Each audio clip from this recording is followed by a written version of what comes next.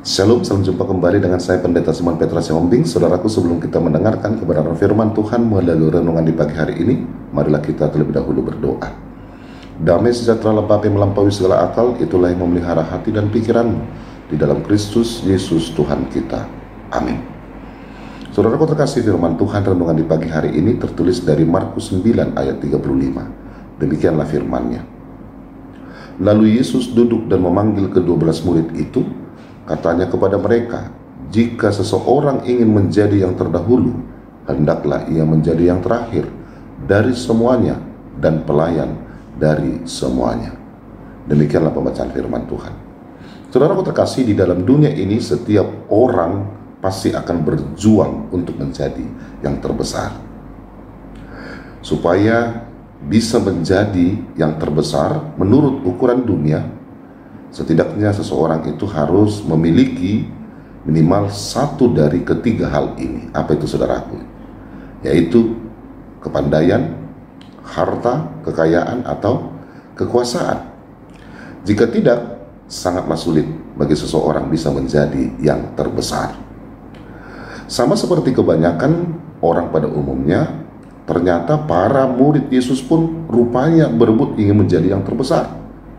Dan hal inilah yang terlihat ketika mereka sedang berjalan ke Kapernaum bersama Yesus.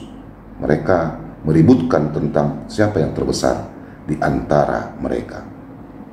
Pada saat tiba di Kapernaum, Yesus lalu memanggil mereka, lalu mengatakan bahwa seseorang yang ingin menjadi terdahulu, hendaklah ia menjadi yang terakhir dari semuanya dan pelayanan dari semuanya.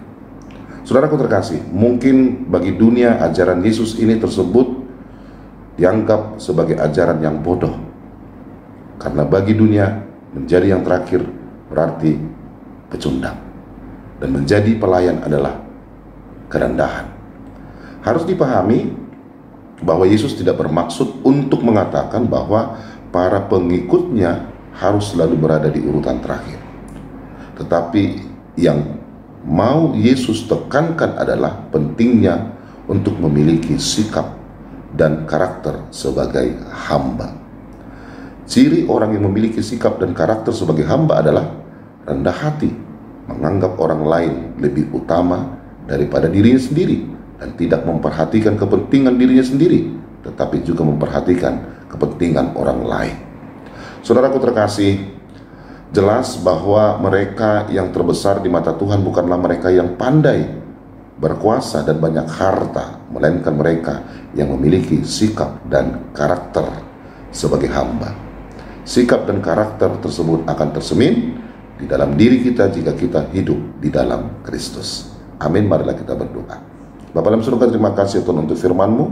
Berkati kami senantiasa di tengah-tengah pekerjaan dan pelayanan kami. Jikalau ada di antara jemaat-Mu, keluarga kami yang mengalami sakit penyakit, Tuhan yang memberikan kesembuhan bagi mereka. Di dalam Kristus Yesus kami berdoa dan mengucap syukur kepada-Mu. Amin. Selamat beraktivitas, tetap semangat saudaraku. Tuhan Yesus Kristus memberkati kita semua. Shalom.